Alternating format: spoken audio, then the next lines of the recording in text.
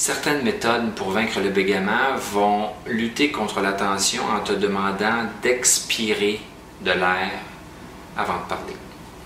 Cela peut fonctionner, mais ça requiert que tu réfléchisses et que tu te souviennes de faire cette action avant de t'exprimer. Donc, ça représente beaucoup de travail, beaucoup de concentration et c'est pas du tout naturel. Ma méthode, au lieu de traiter le symptôme de la tension, qui est le passage de l'air obstrué, va identifier et éliminer les deux causes de la tension. S'il n'y a pas de tension, il n'y a pas de bégaiement. Les causes de la tension sont la peur de bégayer et, en deuxième lieu, la peur de la réaction des gens face à ce que l'on va dire. Cette deuxième cause-là est présente peut-être dans 5% des cas.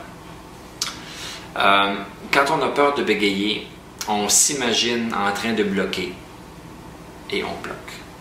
Notre conscient, lorsqu'il imagine quelque chose, le subconscient exécute cet ordre-là. Et quand on a peur de quelque chose, il est impossible de ne pas imaginer l'objet de notre peur. Quand on a peur de la réaction des gens face à ce que l'on va dire, c'est parce que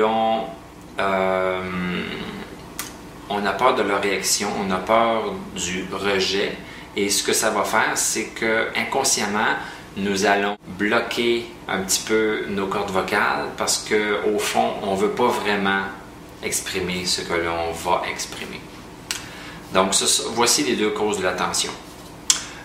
Éliminer la peur du bégaiement, c'est extrêmement difficile, mais je vais te montrer comment faire dans un des vidéos qui suit.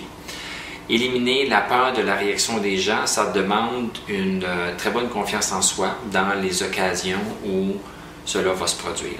La bonne nouvelle, c'est que en réglant la peur de bégayer, tu vas régler le bégaiement et tu auras une augmentation assez dramatique de ta confiance en toi, ce qui va t'aider dans le 5% des cas où tu aurais eu peur de la réaction des gens.